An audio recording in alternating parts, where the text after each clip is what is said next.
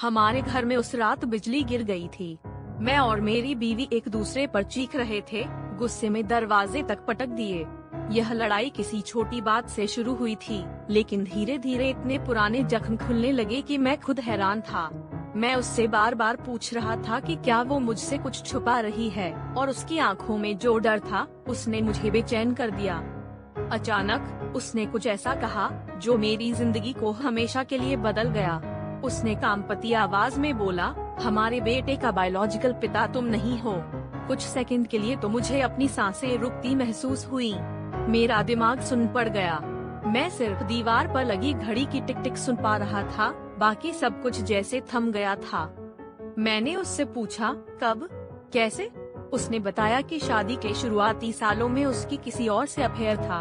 उसने कहा, मैं डर गई थी, तुम्हें खोना नहीं चाहती थी, इसलिए सच नहीं बताया। मेरे अंदर गुस्से, दुख और शर्म का एक अजीब सा तूफान उठा।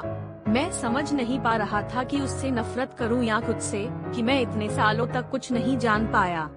उसकी ये बात सुनकर मैं खुद से लड़ने लगा, क्या मैं उस बच्चे को अब भी वैसे ही प्यार कर पाऊंगा?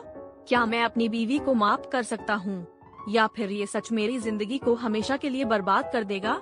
मैं रात भर सो नहीं पाया, और पहली बार मुझे लगा कि मेरी खुद की पहचान, मेरा भरोसा, सब कुछ एक झूठ पर टिका था।